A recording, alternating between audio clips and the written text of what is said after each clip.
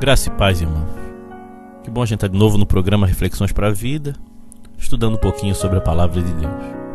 Hoje chegamos ao final do livro de 1 Pedro, concluirmos essa parte, onde a gente deve permanecer firme na nossa caminhada da fé.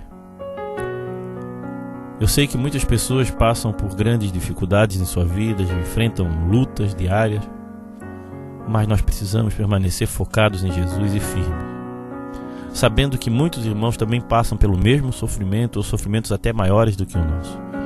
E todos temos uma coisa em comum: Deus ao nosso lado, nos capacitando, nos dando forças.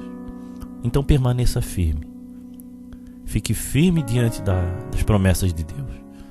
Não deixe que o inimigo, como a gente já viu, o leve para fora da presença de Deus. Não permita que as tuas lutas te afastem da presença de Deus. Confie no Senhor de todo o coração. Deus vai transformar a tua vida, meu irmão. Confia nisso. Não te abata agora. Pode estar até sofrendo nesse momento, mas confie que Deus vai estar ao teu lado. Olha só o que Pedro fala à igreja, essas igrejas que estavam passando grande sofrimento e grandes perseguições. Ele falou lá sobre o diabo, e olha só, a partir do versículo 9, a partir do capítulo 5, diz assim: fiquem firmes na fé e enfrente o diabo, porque vocês sabem que no mundo inteiro os seus irmãos na fé estão passando pelo mesmo sofrimento. Mas depois de sofrer um pouco de tempo, Deus, que tem por nós um amor sem limite e que chamou vocês para tornarem parte na sua eterna glória, por estarem unidos com Cristo, Ele mesmo os aperfeiçoará e dará firmeza, e força e verdadeira segurança. A Ele seja a glória e o poder para sempre. Amém. Ou seja, irmãos, o sofrimento, as dificuldades que vêm sobre a nossa vida vão nos aperfeiçoar. Quanto mais você enfrentar o diabo, mais força você vai ter contra ele. Quanto mais você vencer as tuas lutas, mais força você vai receber. Porque Deus está te aperfeiçoando. Deus está te moldando. Então, não sei o que você tem enfrentado, mas pense assim: é uma prova. É uma prova que Deus está te colocando para te aperfeiçoar, para que seja um cristão verdadeiro. Um cristão que enfrenta, que olha para frente, que sabe que Deus está no controle da história da sua vida. Como Paulo falou, sei o que é passar necessidade, sei o que é ter tudo que preciso, mas aprendi o segredo de ficar satisfeito com todas as coisas. Tudo posso naquele que me fortalece. Tudo pode fortalecer as nossas vidas. Basta a gente tirar lições para a vida. Aprenda, irmão, nas lutas, a tirar alguma lição. Ah, pastor, mas eu não sei por que essa coisa está acontecendo comigo. Eu não entendo por que eu estou passando por isso. Tem coisas que ninguém vai saber te explicar. Mas o teu sentimento tem que ser esse: eu sei o Deus que eu sirvo. Eu sei onde que eu vou chegar. Essa pequena e passageira aflição vai passar, porque o Deus que está comigo é grande.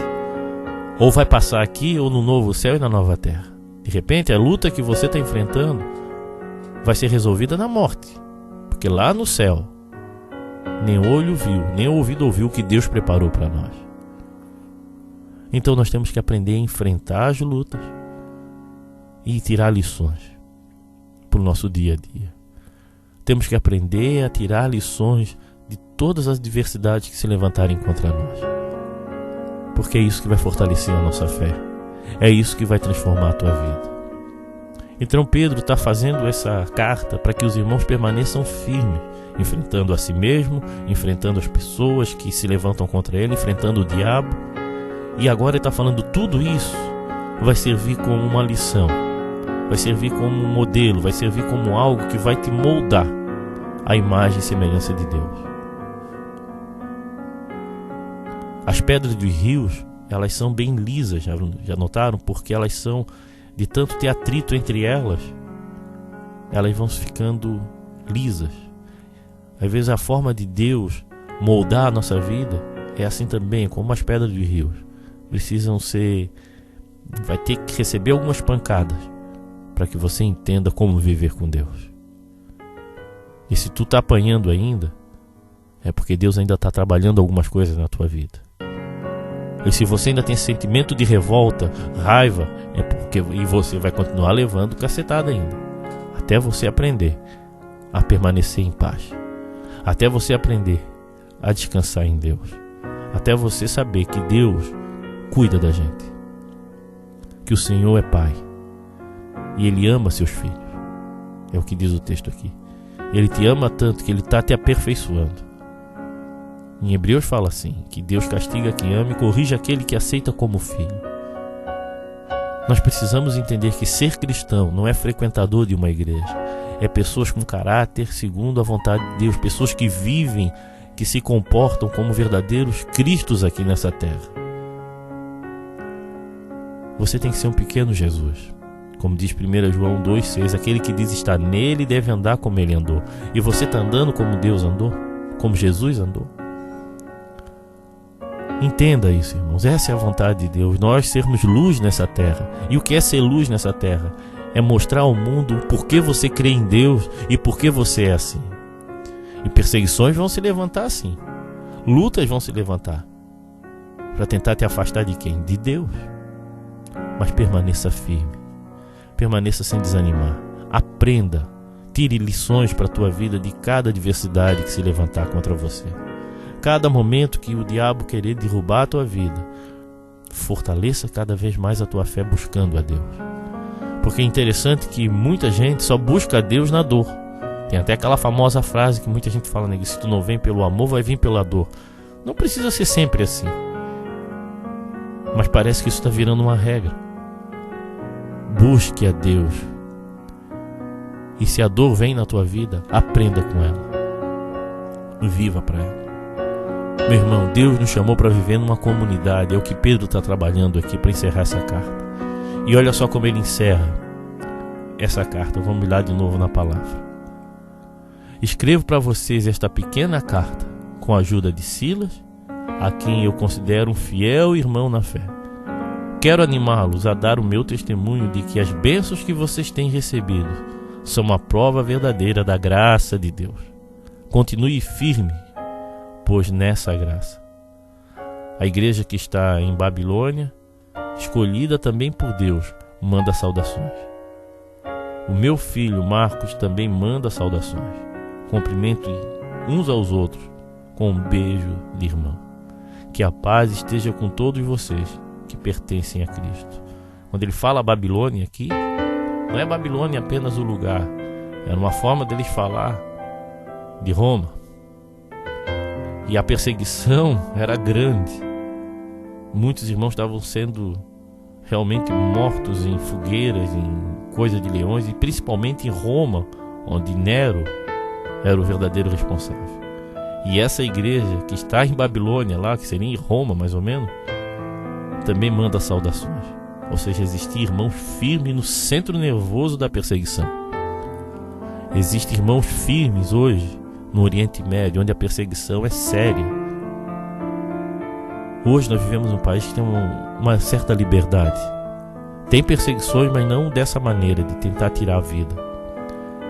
E essa igreja lá mandou saudação para eles. Ou seja, existe cristão em tudo quanto é situação, aprendendo com as dores e com o sofrimento. Meu irmão, tire lições para a tua vida do sofrimento que tu está passando. E não se deixe abater. Não se deixe derrotar. Continue firmes, olhando para Deus, aprendendo com o Senhor, deixando Deus transformar a tua vida. Deus está te moldando a imagem e semelhança de Cristo. Entenda bem isso. Deus está transformando a tua existência.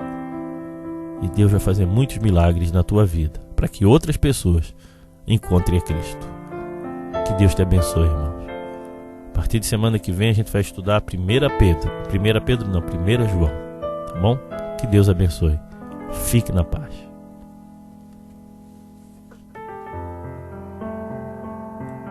Venha assistir às nossas reuniões na Igreja Batista de Forquilinhas, Rua Manuel Porto Filho, número 99, às quintas-feiras e aos sábados, às 20 horas. Também nos reunimos na Igreja Batista do Rio Tavares, na SC 405, número 2023, ao lado do Sonho Móveis. Nos reunimos aos domingos, às 19h30 e nas quartas-feiras, às 20 horas.